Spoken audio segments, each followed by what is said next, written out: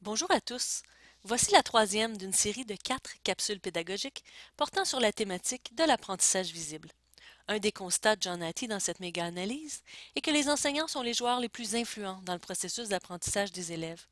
Hattie accorde une grande importance au rôle de l'enseignant, qu'il définit dans le modèle suivant.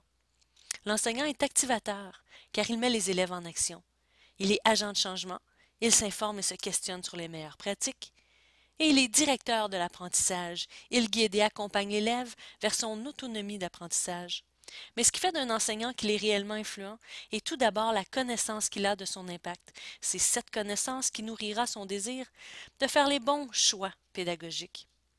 Prenons un moment et souvenons-nous de nos propres enseignants, de ceux qui nous ont inspirés, de ceux qui nous ont fait aimer apprendre, de ceux qui nous ont fait sentir compétents. Qu'avaient-ils en commun? Eh oui, la passion. John Hattie a relevé, grâce à ses nombreuses observations, les pratiques professionnelles les plus signifiantes chez les enseignants influents. L'enseignant influent partage sa passion en développant une grande connaissance de son sujet. En identifiant les meilleures stratégies, il sait ce qui fonctionne et ce qui ne fonctionne pas. En proposant des défis qui vont stimuler les élèves. En identifiant les impacts de son enseignement. Il est conscient et responsable au regard de son influence. Il est un apprenant curieux et il s'investit dans son développement professionnel. Il donne de la rétroaction axée sur le développement des compétences.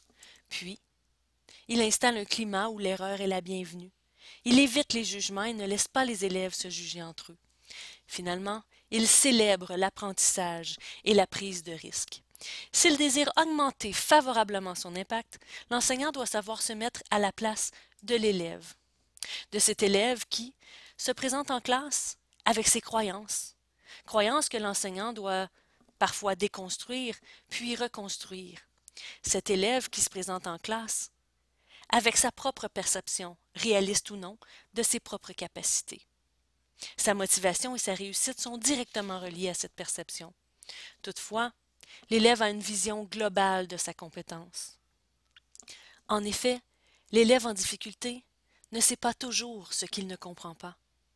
Et c'est là où le rôle de l'enseignant est déterminant, car il doit identifier où se situent les difficultés de l'élève, il doit proposer des moyens, et il doit focaliser sur le comment. Comment étudie-t-on? Comment apprend-on? Et pas seulement sur le quoi. Et surtout, il doit motiver l'élève. Aussi, l'enseignant doit aider l'élève à développer sa compétence, à poser et à se poser les bonnes questions. Pensons à nos propres parcours ou à ceux de nos proches.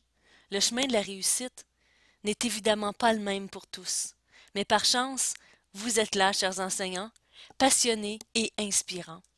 Retrouvons-nous donc bientôt pour une dernière capsule pédagogique sur l'apprentissage visible.